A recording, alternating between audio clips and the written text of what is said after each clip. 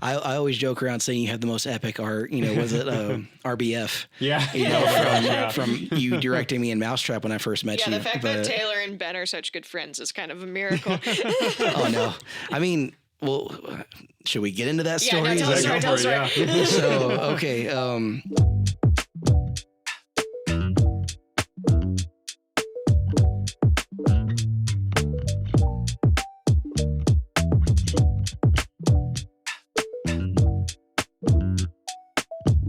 Hello, welcome to Lore Drop, a reinvent podcast. This is episode 6 of the podcast, and we are so excited to be here. I'm Abby, the executive director of Reinvent Productions. I am Ben, the creator and artistic director. And our third party member today is... I am Taylor Milburn. I'm just awesome. We are going to be talking about Trickshot, the character, which is compared to Trickshot in the stage show Ordinary Heroes. The Universe 17 version of Trickshot is wildly different, and we haven't told Taylor any of this lore. He only knows the wonderful cowboy from the stage show Ordinary Heroes, and not as the very kind of We'll get there. goober NPC that he was in Reinvent. But before we dive into our lore drop, we must first answer the very important question: what animated trio are the three of us today? Now, I want to throw out here a specific one that I had in mind right before we started, which is, I think this is specifically, we feel like the trio of in Spy Family, specifically Lloyd, Anya, and the guy with the glasses that Lloyd gets his missions from. Oh, is it Frank? I don't remember what his name is. Oh no, I gotta look him up. No, Anya calls him Scruffy Hair. What'd you say your other trios have been so far? Frankie. Frankie. So we've had the Hyenas, we've had Powerpuff Girls. On some of these are in the future. Oh, future. Yeah, we're about to record a bunch of these before Ben goes back to teaching. We've had that. We've had in a future episode we have Deku, Bakugo, and Aoyama. Yes. Which is a crazy trio. There's been, I'm trying to think of some other ones. In a future episode we have Connie, Jean and Sasha Jean and from Sasha. Attack on Titan. Yes. Yeah, so I'm really gonna have to touch up on my anime lore then. yeah, no, it's all good. Awesome. Yeah. So Ben, Yeah. tell us about Universe 17 Trickshot. Yeah. So, Trickshot in Universe 17. Before we were able to actually talk about Trickshot in this universe, which is the main, universe, we have to talk about a man named Bandit Klein. Bandit. So, what you need to know is that Trickshot / Bandit Klein is a man known for incredible marksmanship and bizarrely bad luck. Trickshot has no special abilities or powers, and specifically as Trickshot, his notable allies are Iron Sights, Zero, Jacob Crystal, and Lazarus Bastille. And his notable adversaries are Malcolm Duncan, Fortunato, and Legendary. You don't have Iron Sights as a notable adversary? For Bandit Klein, he is. He was his arch nemesis. Bandit Klein was Iron Sights' arch nemesis. History disagrees. Bandit Klein thinks that he's Iron Sights' biggest arch nemesis. Oh boy. So to go back and talk about Bandit Klein's first appearance was in the Dynamite prequel mini campaign around the Lady Legacy. And so Dynamite was the second D&D campaign that was run in Reinvent.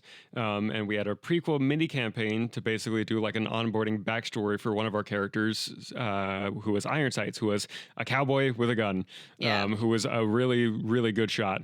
We took this idea from a friend of ours that was running a different campaign where he had all of us as player characters, all of us had a relationship with at least one other character at the table. So that way, as a party, when we came together, it wasn't just like 5 people who were randomly thrown together. So we were like, oh, that's a great way. Great method for running a table. But when we were trying to basically onboard Ray as playing Iron Sights, we were like, oh, well, what we can do is have it that he knew Aurora. Yeah. Because also Iron Sights was going to be his second character in the campaign, because he had played a character before then who he wasn't vibing with anymore. He was like, oh, this doesn't really feel like they match the rest of the party. And so he went to a more combat-focused one. So Iron Sights was a sharpshooter.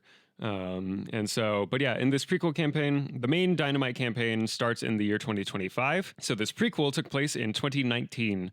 And so in this year, Gary Klein, which is Bandit Klein and Trickshot's real name, Gary Klein, he was one of several bounty hunters who accepted a job from King Festus Remington of Rondor to track down the missing Princess Aurora Remington and return her to Rondor. Specifically, what Festus wanted was the crown.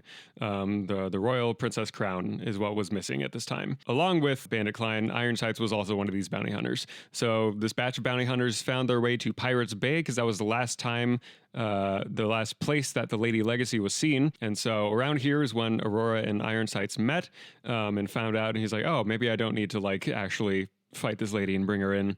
But Bandit Klein had different ideas because Ironsights also had a bounty out on him. Oh, wow. Okay. And so Bandit Klein, sort of 19 years old at the time, might I add. He was born in the year 2000.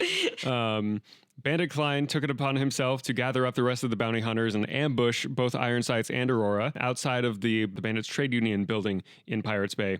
And so Ironsights and Aurora fought against the bounty hunters. They took out a couple of them before they were knocked out and woke up on the bounty hunter ship, getting ready to leave Pirates Bay. Before they could leave, though, the ship came under attack as Ironsights and Aurora were breaking out of their cell because they were not contained very well. The ship came under attack by some of the crew of the Lady Legacy, specifically the characters of Aaron, Jim, Beauregard, and Lazarus came to save Aurora. And so the four of them took on this crew of about 25 bounty hunters and were joined afterwards by Aurora and Ironsights. And the group of them won the fight and was able to escape, leaving Bandit Klein embarrassed and in bad standing with his bounty hunter allies. Hey, you know what? You gotta hand it to him though for being able to like. He's got to have some kind of charisma to be able to gather up a group of people to be like, I have a plan. Yeah, and at this time, Bandit Klein's outfit was he wore a like a bowler hat and then a little like bandana covering the bottom half of his mask, half his face. He looks that was his outfit. Stupid. He's a goofy little guy. And so the next time that he appears is in the main Dynamite campaign in the Lady Legacy arc, which takes place in 2026. This was after the heroes had all like united in face of the alien invasion, and the Lady Legacy was sent to retrieve a mysterious figure known as the Wanderer. But Bandit Klein, in the interim, had been recruited by one Malcolm Duncan, captain of the Royal Guard of Rondor. He had been recruited to the crew of the Zephyrus Justice, which was Malcolm's ship and a flying airship as well. Oh, wow. Okay. So Malcolm had basically gone and recruited a handful of characters who the party, which at this point consisted of Aurora, Severica had joined the party again, Adriana, Overkill, and now Ironsights. And so they gathered up a handful of characters who the party had fought before, but that the characters had got away. They lived to fight another day. It's like these characters are mad at you. Yeah. And so Malcolm shows up to ambush the Lady Legacy at sea one day, and brings in tow with him Knoll number 4, Super Commando, Razor, and Bandit Klein. And of these people, most of them hadn't actually seen Bandit Klein before. It was just an Ironsights was like, oh, this guy, this is the one you brought for me. He's like Gary. Yeah. He's like, oh yeah, hi, Mr. Sachs. Yeah. And so Bandit Klein was part of this first ambush when they were on their way to Quatra Isle, at which point Bandit Klein didn't actually participate in the fight. He just showed up and then was teleported back up onto the ship, and Super Commando was actually the one who did most of the fighting. But he made his presence known as part of this group here. He's like, I'm part of that, guys. Yep. And so the next time that he is seen is in the Liberation of Rondor arc, when the Earth Defense Legion had broken through the blockade around Rondor. The Lady Legacy was the first ship to make it to the port. And so when they started disembarking, they were met by Bandit Klein, leading his own group of alien shock troopers from the Empire of Javik, as well as a handful of the Knights of Rondor. Bandit Klein, he's leading. Yeah, and he's 26 at this time, so he's got a few more years under his belt. Is he still wearing the bowler hat? Yes. Never underestimate the bowler hat. Yeah. Okay? And so at this point, Bandit Klein is the first, technically second line of defense here, but first one on land. So he was tasked with defending the port of Castletown against the party. The thing is, he was quickly defeated by Adriana Collarbone in the battle and taken into custody afterwards. And so once Rondor was liberated and King Festus was killed, Bandit Klein was imprisoned in Rondor alongside his employer, Malcolm Duncan. The next thing that happens with with Bandit Klein, now in prison, is during the Andromelic arc. While the party is away, Malcolm and Klein are still there in their cell in prison. And Malcolm decides one day, he tells Gary, hey, I've got a plan that'll get us out of here, but I need you to trust me and just don't worry and don't cause too much alarm. Gary's like, okay, what's the plan? And Malcolm starts beating the crap out of him. And so Malcolm is beating him, and so much that it causes the guards to come in, open up their cell to try and break up the fight. Malcolm then also beats the guards and knocks them out, and Malcolm escapes by himself. Wow. And so Gary Klein is left in critical condition afterwards. He lives. It's fine. Yeah. And so in this moment, Gary has this realization. He's like, wow, that guy was not what was best for me, and he did not have my best interests at heart. And the party and these heroes he has this realization that the party had several chances to kill him and still chose not to. And so in his time in receiving his medical treatment, he has a realization that, maybe I shouldn't be on the side of the aliens who are invading the Earth. Maybe I should help my fellow people of Earth. And so, in the finale of the Dynamite campaign in the 8 Days War arc, Bandit Klein actually joins the Earth Defense Legion, and he works directly alongside Ironsights in the 8 Days War to fight against the forces of Dravik. He was there at Ironsights' side for most of the war. And so, in this event, Bandit Klein, still going by Bandit Klein, has the Deus Ex Machina that he had ready was that he called in all of the favors that he could with the bounty hunters that he knew, and basically called in an airstrike from the Bounty Hunters Coalition to destroy a Dravik supply depot. And then afterwards they said, never come to us ever again. You're not one of us anymore. And he said, okay. He said, okay. Yep. And then his last contribution as well was that Bandit Klein was part of a small strike team led by Ironsights and Geist, who was a fusion of Severica and Saoirse. But he was part of a strike team to rescue the individuals taken captive by Dravik's forces during the fighting. I would like to point out also that Ray Clark as a player, at least as Ironsights, like he was like always like the kind of character that would give people nicknames. Mm-hmm. Like he was the first person to call Aurora Rory, and we were like, oh, I really like that. I'm almost positive that during this entire 8 Days War arc that he was calling Bandit Klein Gary the entire time. Like he was, and I think that was a fun character moment. That's just kind of how Cicero Sharps was as a person. That he was like, I'm gonna call you by your actual name, not your stupid. Stupid. It's not stupid. Bounty hunter name or whatever. Yeah. But like saw him as a person. And, absolutely. And this is also when Bandit Klein starts referring to Ironsights as Mr. Sights. Mr. Sights. Bandit Klein. He might be a bad guy, but he was well raised. He's very well raised. Yes, he has manners. He never cusses because he knows that his mother would be upset with him, which is where the idea of shoot dang it came from. Yeah, gosh, shoot dang it. Shoot dang it and mother of the law. Mother of the law. Yes, those were all his go-tos. Yep. He might almost say the F word, but it always switches because he thinks about his mom. Yep. And he said, no, I can't do it. I can't do it. Furry. But after the Dynamite campaign is when Gary's story continues, now officially dropping Bandit's Klein as a moniker.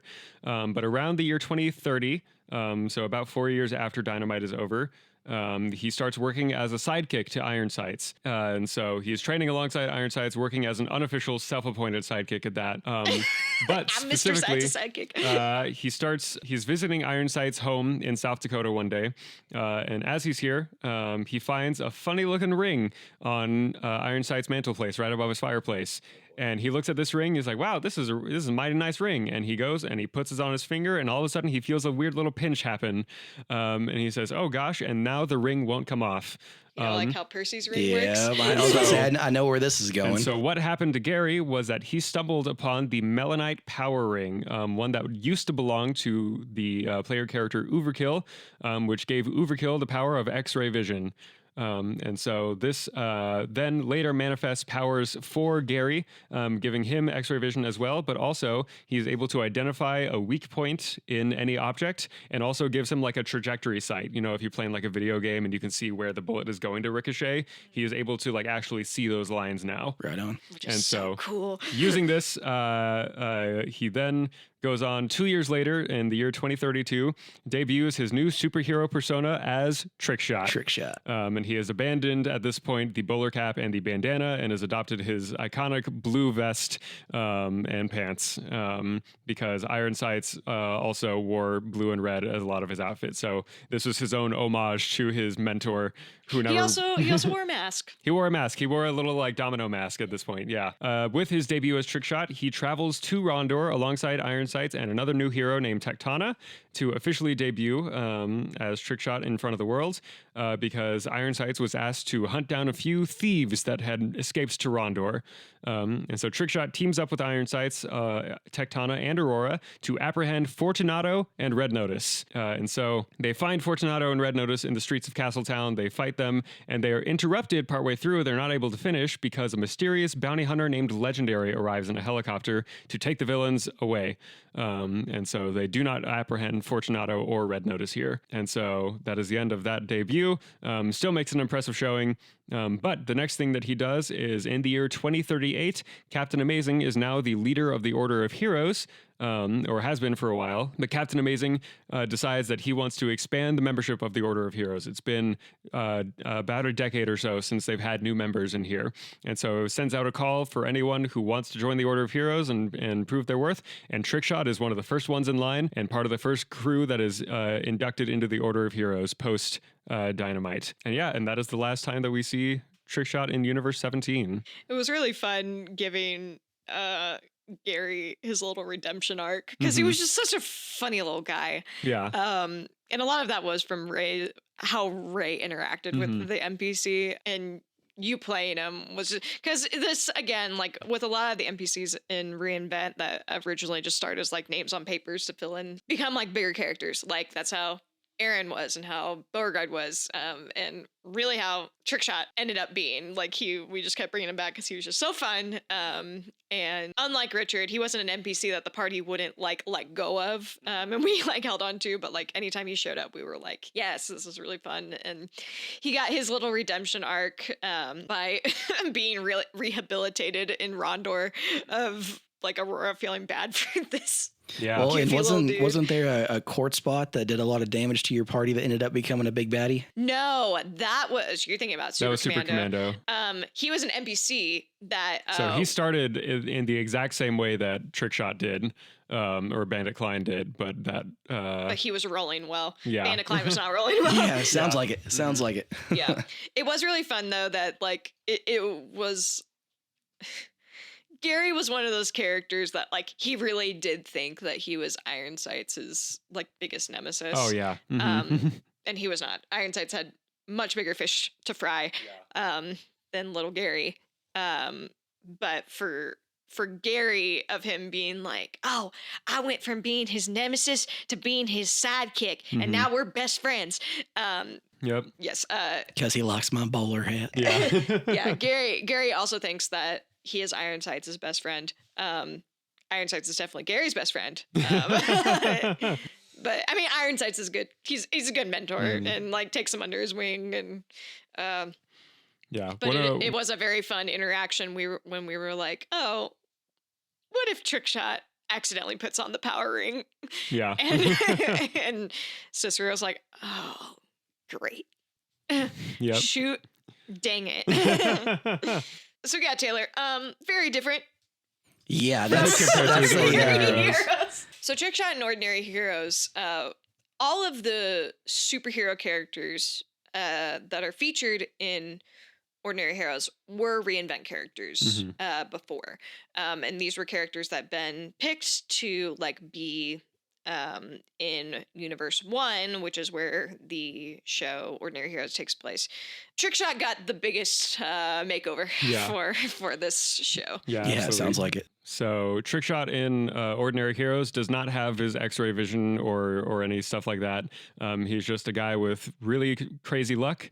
And in this story in Ordinary Heroes, he, instead of being with the rest of the heroes in Megalo City in their comic books, Trickshot is sort of on his own in the town of Tanner's Grove, but he is by himself in a Western comic. And the way that we see him through Ordinary Heroes for his early stuff is that Wendell sort of struggles to write Trickshot stories. We learned that in the world, Trickshot was Wendell's second character ever. And it's really ironic, actually, because of the heroes, of the 5 like main heroes, Trickshot was the second to last one that I like put in the lineup. Captain Amazing and Richard were almost immediate. I was like, these two got to be in here. Sneak was one after some thinking. I was like, this is a decent sidekick to throw in here. And then the last two, I was like, okay, I need an anti-hero, and then I need a hero who doesn't have powers. And so Trickshot came to mind first as one that didn't have powers, and also as a reference to cowboy comics, which are always very interesting, and I love seeing how comic book companies like incorporate cowboy comics into their canon. But yeah, so Trickshot is separate from everyone else, and he is his allies in that one are of course Richard, Captain Amazing, and Sneak. But then his biggest adversary in Ordinary Heroes is Witch Doctor / Doc Patterson. Doc Patterson, who is a woman who he is tasked with hunting down. He is a bounty hunter in this as well. But his job is given the job by Miss Edith to track down Doc Patterson on accusations of witchcraft. But not only that, she killed good old George. She killed George. Not George. Yeah. Not George. But yeah, so Trickshot definitely had a major origin and circumstance change in Ordinary Heroes. And it's when it skips the whole villain arc, really. Never had a villain arc. Mm-hmm. Can't believe you guys dropped this on me today that, oh, by the way, even though you're cool in this one, you were a total bad guy before this. So Well, okay. We say total bad guy. he tried, okay? He tried really Let him have his hard. moment. So genuinely, he was an enemy in 2 fights. Yeah. Sounds like there were some bad roles going on is what happened. Absolutely. Yeah, he had A lot of nat ones. he Yeah. had horrible roles. But he was just a little guy Mm-hmm. with a little hat. I blame the bowler hat now. Yeah. I was honestly like, as you were writing the script, Ben, I was like, oh. When I saw Trickshot on the page for the first time, I was like, oh, haha, it's going to be the funny little guy. And I'm like, oh, it's not. I mean, like, he's still, like, Trickshot in Ordinary Heroes has funny moments. But he's more of a mature figure out of the Order of Heroes characters. Like, the comic relief character is Richard. And then, like, Sneak says funny, dumb kid stuff. But Trickshot is, like, a real pillar of, like, kind of steadiness throughout the show, which this is coming out after the show. So if you didn't see the show, I'm so sorry he didn't see the show. But the way that Ordinary Heroes is written is that it is a 3-act play. For this production of it, we split it into 2 acts, just because American theater audiences don't like 2 intermissions, so we split it in 2. But our act 1 ended with Trickshot's death. Yeah.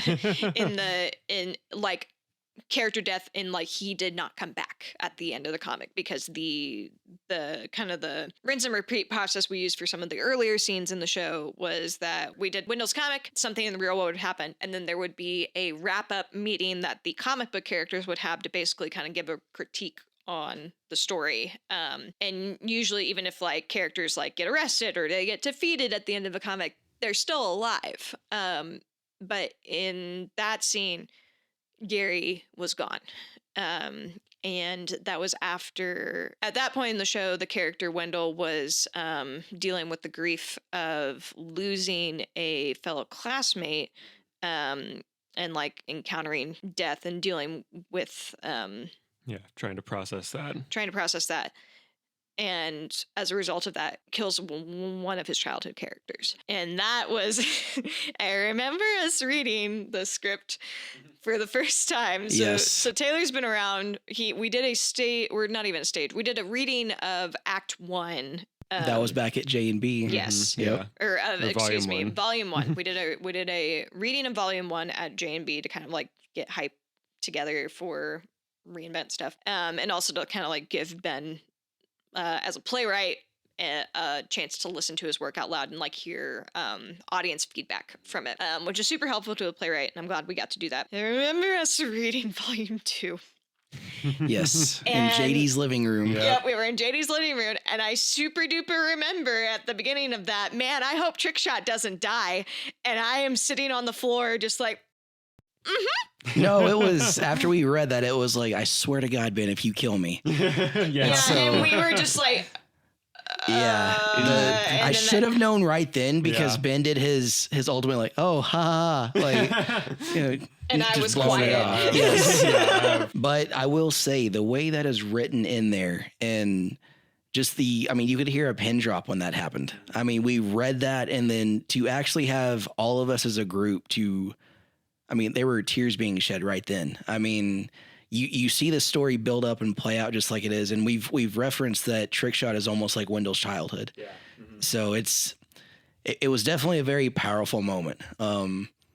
But yeah, it's absolutely amazing the way that was written in there. It was I remember reading it for the first time at home, and I was across the house. You were like I was doing the dishes. Yeah, you were doing the dishes. It just that's my go-to whenever I'm like, I'm gonna have Abby read something that has a really crazy plot point, disappear and for a I'm gonna minute. go do the dishes. and then you'll hear me across the house be like, what? And I'll run into the kitchen and be like, what did you just do? But I remember, I think I read it in the office, and reading this scene from volume 2, I was in the office, I was sitting at your desk reading it at the laptop, and I remember walking into the kitchen in tears, just being like, why'd you do that? Because it hurt. It made me sad. And I'm like, well, I mean, and you were like, yay, it did what I wanted it to. Yeah.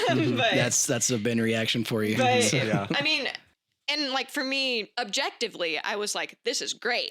Like as a fellow player, I was like, I think I was like, why'd you do that? Good job. I mean, because that is our job as artists, is that we are not only feeling our own feelings, like we want to invoke reactions from other people, whatever emotional reaction they have, like we are having a dialogue emotionally by engaging with art. And Ben is really good at doing that. Absolutely. And, but yeah, sitting in JD's living room reading that for the first time was like, woof. And I had the inside knowledge, like knowing that Trickshot would come back in the final issue. But so you know what was crazy is when we all were leaving JD's house, you would have thought we were actually leaving like an actual funeral. Yeah. I mean, the mood was so somber. I mean, everyone was sad and hugging and like, Well, because volume 2 doesn't just have that Trickshot death yeah, as well. it did. But yeah. Mhm. that also, I mean, we're after the show.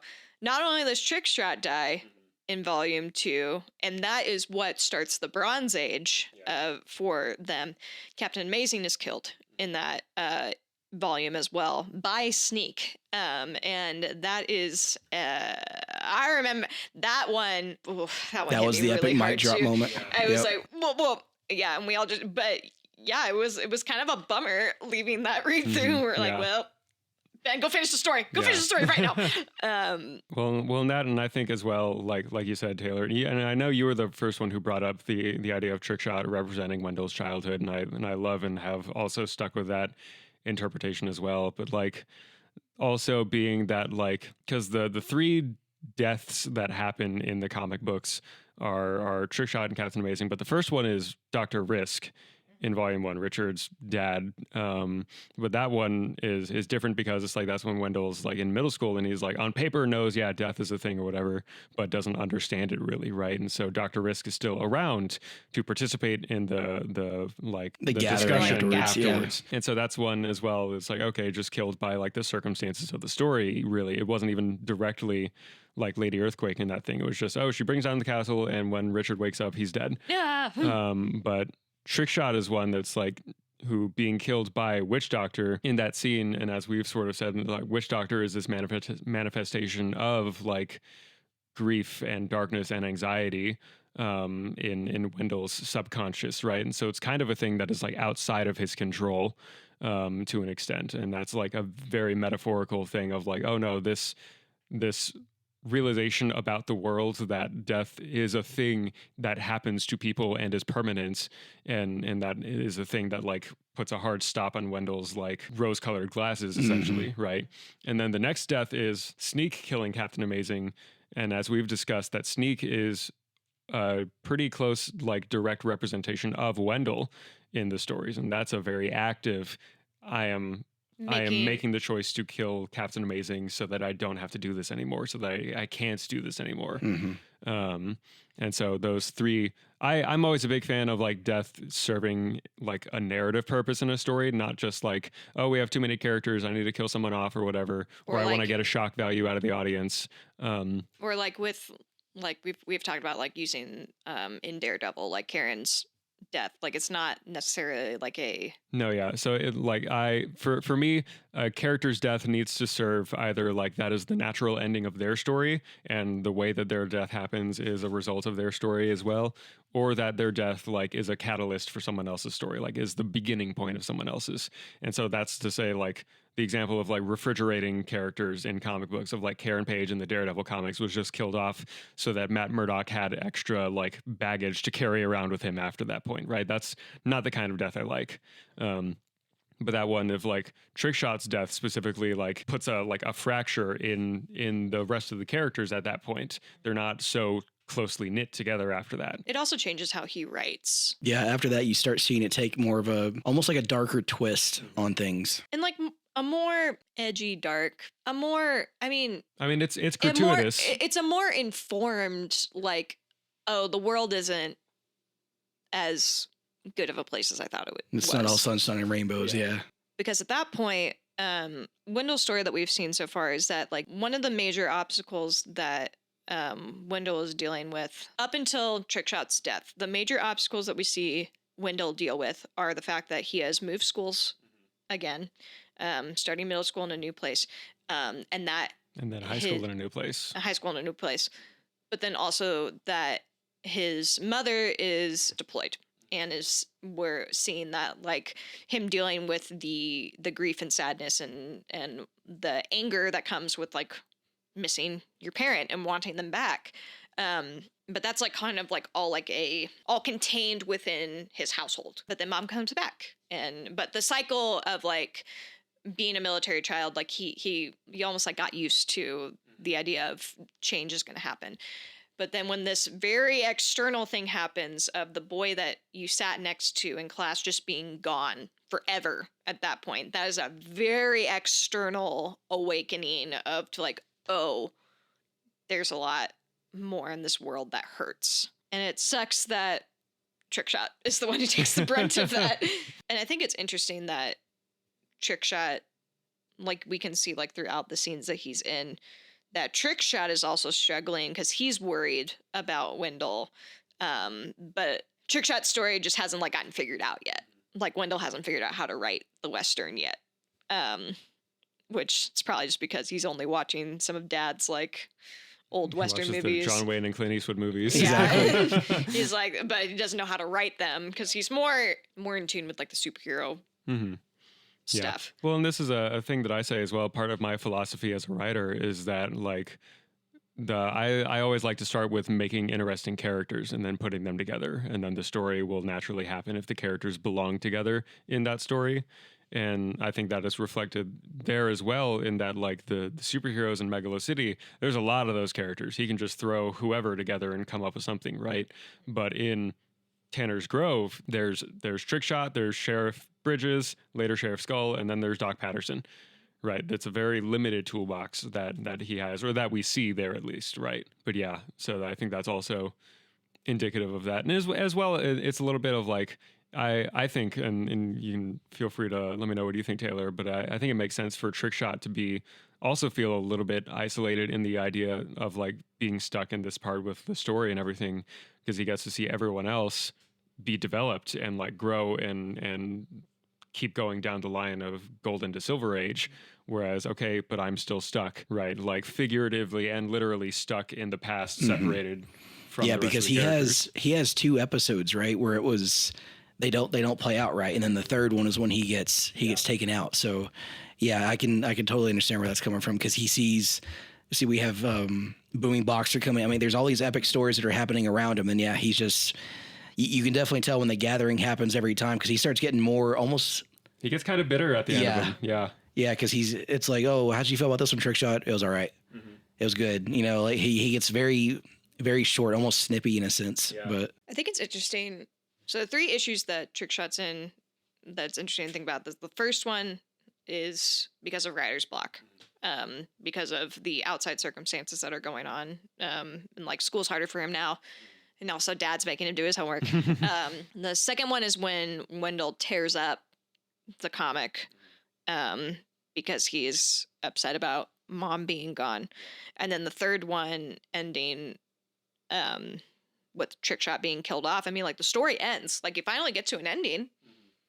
It's not a great ending. I mean, like other people might be like, "Oh, this is like a great ending" or whatever, but like it's not good for Trickshot. Yeah. But thinking about like the idea that like Trickshot is seeing all of his friends and like other people seem to like go so far ahead of him. I almost wonder if that like in a way that was kind of you subconsciously writing about your experience of like how you grew up, of like maybe you seen other like kids getting to live like quote unquote normal lives, and like you are getting to live a very interesting life, but because of that you are constantly being uprooted and changing and like having to start from square one over and over and over again and not getting to necessarily progress as far. Oh yeah, I think the single worst move for me in my head was when we moved from Oklahoma to Virginia, because that was right after I finished 6th grade and going into 7th grade. And before then, it was just like, okay, move at whatever point in school, and it doesn't like in my brain, I didn't really like care that much because this was also like pre-social media too. Like it's like, okay, whatever, you'll go and exist on the world still, have fun. But then, so getting to Virginia, and specifically showing up to middle school a year after everyone else in that school did, felt very jarring and felt like I was behind the curve. And it was also academically as well, because just in general, Virginia is a faster paced curriculum than Oklahoma has. And so my counselor was like, oh yeah, and then we'll put you in algebra because that's where the rest of the 7th graders are. And I was like, oh, that's kind of crazy. I haven't even like taken pre-algebra yet or whatever. Okay, I guess. And I failed algebra hard. So yeah, and then all the discussions with people of like, oh, remember that teacher last year? No, I never had that teacher. I have no idea who you're talking about, or whoever else, you know, and everyone has their cliques and everything already. Yeah, they have their connections and everything, right? So it was tough. It was very hard going into that year. And then finally around like 9th grade is when I really feel like I hit my like flow with everyone. And then we moved again. And again, moving to different continent, to a whole other continent. Yeah. To Germany that time, but also once again, a year after everyone else had been to that school. Fortunately, with high school, all of us were military kids in that school. So like everyone knew how it worked, right? So that was what was different between those two, but it still sucked. So yeah, I think there's absolutely part of that snuck its way in there. But I think also that's a little bit, it's a little bit accidentally indicative of like Trickshot in Universe 17 as well. Of like, this is a character who jumps into the story way after everyone else has as well, and in completely different circumstances too. But I think it's very important that like writing reflect life, and that like the phrase of like write what you know, but also the other side that I always throw in there is know what you're writing. So like if you're not writing from personal experience, do your research and everything. But the other thing of like, and it's we end all the episodes with it, but being fantastic starts with being a fan is a phrase that I like try to live by as well, of like what you're doing and other people will like what you're doing as well. Be true to yourself and people will acknowledge that and see that, right? And so and I think we talked about this with Andrew in the Richard episode maybe, but like writing this story, I sort of like set in my brain to sort of unshackle myself from any kind of expectations of like, I'm going to write this. And because the first iteration was very different. It was like, there was no Wendell stuff in there. It was like, here's comic book characters doing the scenes and then talking about comic book history. And I got stuck on that one. And then similarly, a little bit of like the Trickshot stuff was born from genuine writer's block of I was writing that one and I was like, I don't know how to end this. And then there was one day that clicked and I was like, wait a minute, that's part of it. Right. Of like, that's part of the experience of being creative and being a writer of anything is sometimes you just can't and you don't know why. And so that I think that develops in a way that that specific one is that Trickshot is one of those characters that I at least have found from people's feedback is one that a lot of people also resonate with. I actually, I had one of my students at Coronado read Ordinary Heroes, and that student told me that Trickshot was their favorite character, and so that was when they got to the point where Trickshot dies, and they were like, "Why did you do that?" Yep, And I was like, yep. "I'm sorry," but that's one is like that. What Trickshot goes through is something that people is of the heroes is the most identifiable story still, because it's like the rest of them, because he's a normal guy, right? That's what that's why Hawkeye is a compelling character in the Avengers movies. He's really good with a bow and arrow, but he's a normal guy. Trickshot is basically Bullseye with bad luck. Yeah, yeah, exactly. And a better personality. Yeah. But that writing from those genuine experiences makes it something that other people can also relate to as well, just because of the fact that it is based off of reality and not trying to shoehorn a story in one way or another. As you know, with our group, I'm kind of the theater dad. Yeah. I'm one of the older ones in the group, and all stuff like that. But it's kind of I kind of get that vibe from Trickshot in the group, because he kind of takes Sneak under his wing when Sneak's upset, and just seeing all that. It's I can definitely relate to Trickshot a lot. So, but it's been an absolute honor playing Trickshot and just being a part of the reinvent world. It's so much fun, and I've told you from the very beginning with Ordinary Heroes, you definitely. I hate that you had to go through all this stuff, but getting all this on paper, that's a very powerful show, and I know this is. When we release, it's going to be after the show and everything, but I can't wait to see audience reactions, just to see how everyone reacts to. I mean, just our goofiness, and all of a sudden, oh dang, we just got serious. Mm-hmm. So Talk about a tone shift. Yeah. And I think this is also probably going to be the most I don't know if I'd say definitely some parts are going to be the darkest thing that we've put on stage with Reinvent so far.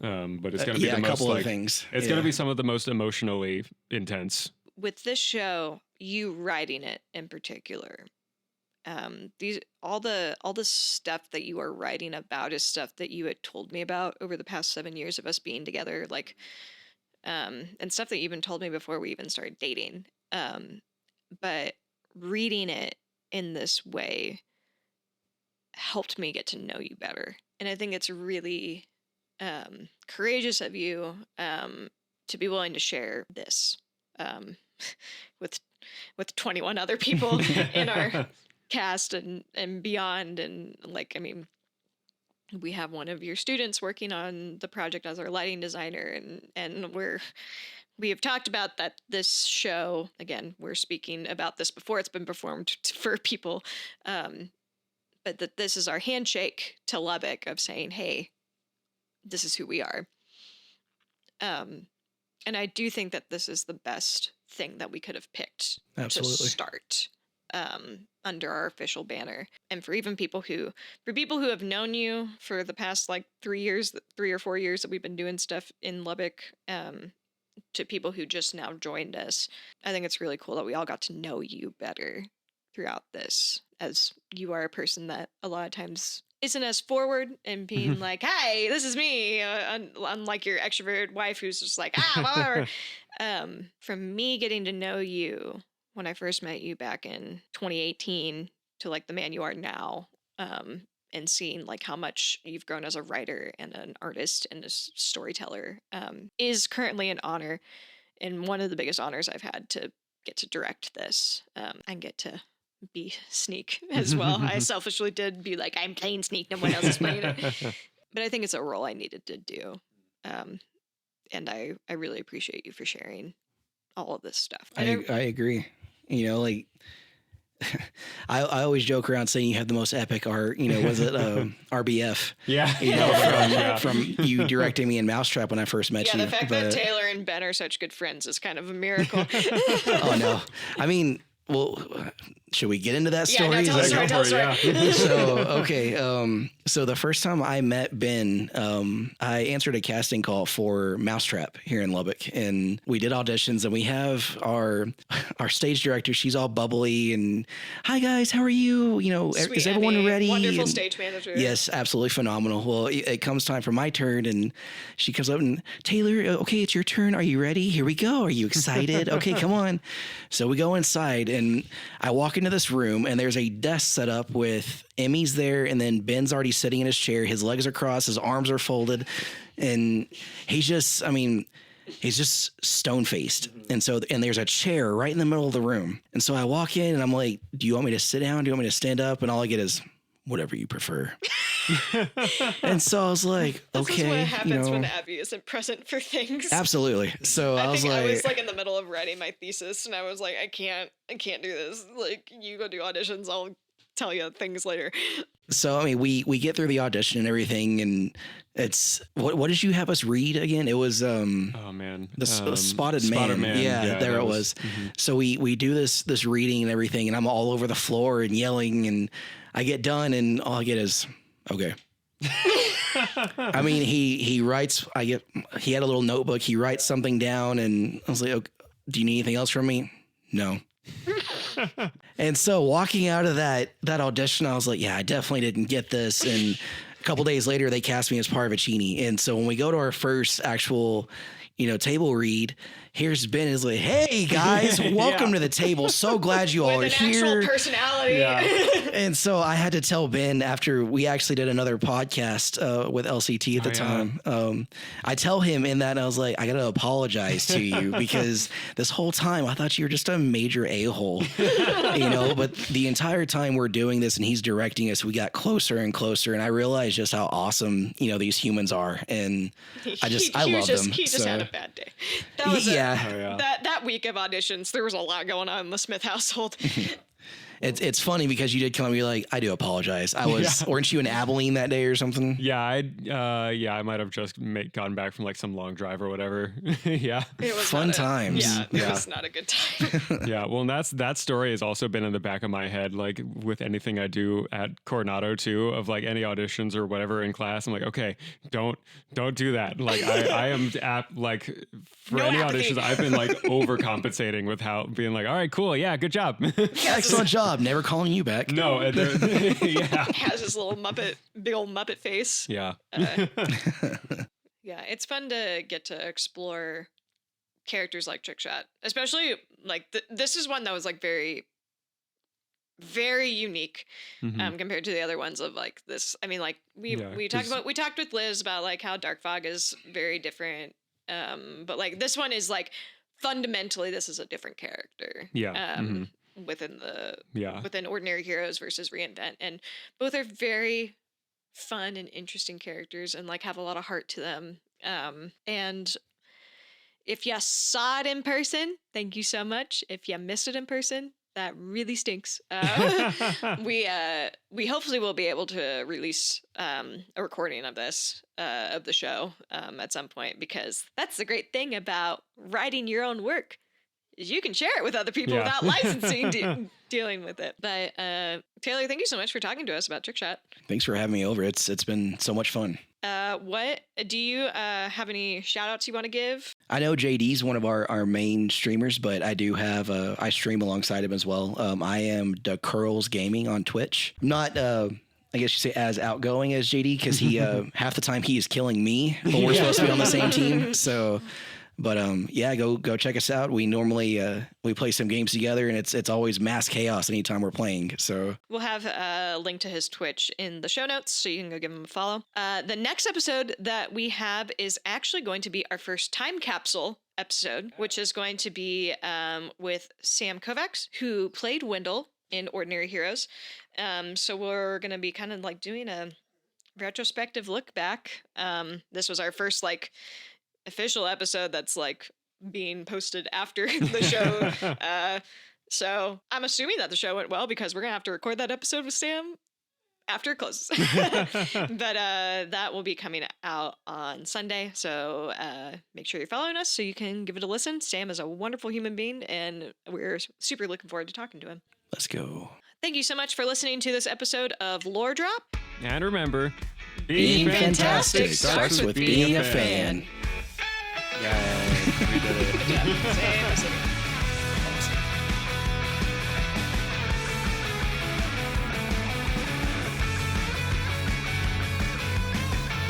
Reinvent Productions is proudly sponsored by 5 Points Corporation Lubbock and Savannah Rashida Photography, as well as our other wonderful community patrons. Our home base in Lubbock is Hollingsworth Hall Cultural Center at 4228 Boston Avenue. For more information on how to support our 501c3 organization, you can check out our website at www.reinvent-productions.com. To directly support our upcoming audio drama, you can become a Lore Drop sponsor. For just $10, you can sponsor an episode of this podcast. All donations will go towards support for our upcoming production of Children of Destiny Cataclysm Season 1, which will begin releasing episodes June 22nd, 2026. Funds will go towards paying our wonderful voice actors and creative staff for their fantastic talent and time. We have over 30 artists globally working on this production, and we can't wait for you to hear it this summer. You can donate at givebutter.com/Lore Drop sponsor. You can also find us on Instagram and TikTok at reinvent.productions, as well as on Facebook and Twitch, where we stream gaming and a look behind the scenes on how we create our new works. Be sure to follow us to stay in the loop about upcoming productions, auditions, and more. Thank you so much for listening, and we'll catch you in the next episode of Lore Drop.